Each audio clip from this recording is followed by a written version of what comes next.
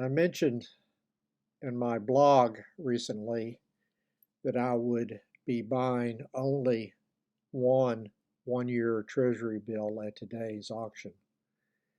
The investment rate for that bill was 4.814%. The 2 and 3-month Treasury bills are trading near 5.38% currently. There are two reasons for such a light buy of the one-year Treasury bill today. The first is the steep drop-off in yield after the 2-month bill that is predicated on a current consensus opinion that the Fed will be cutting the federal funds rate by at least 50 basis points later this year. The Treasury bill yields will be tremendously influenced by whatever the federal funds rate happens to be.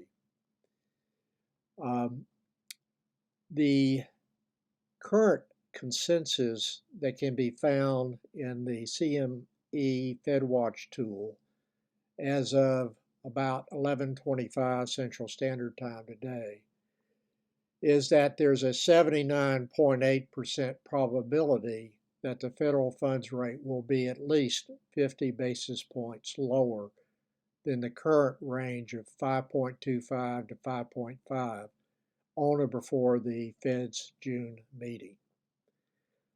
I do not believe that the actual buyers of Treasury bills have bought into that consensus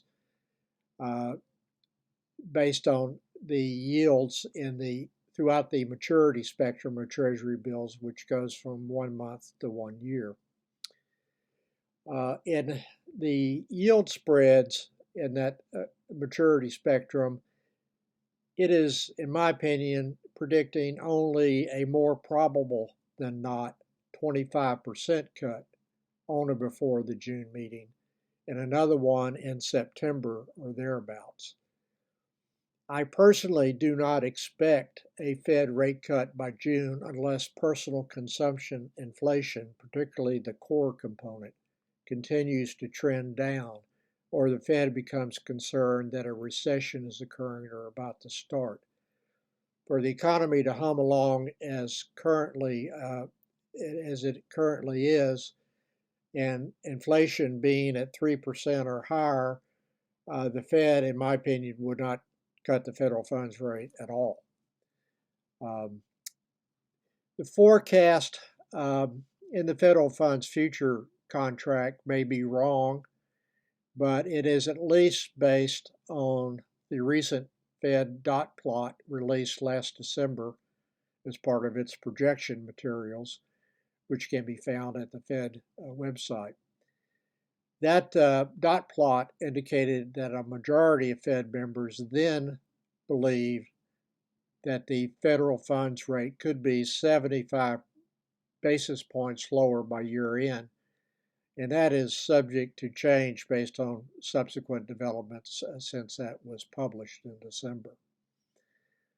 The second reason is that I'm already substantially overweighted in bonds that have higher yields that mature throughout 2025 and thereafter, excluding my significant allocation in Tennessee municipal bonds. They can be called at par value 10 years after issuance, but have maturities in some cases that extend into the late 2030s and even the 2040s.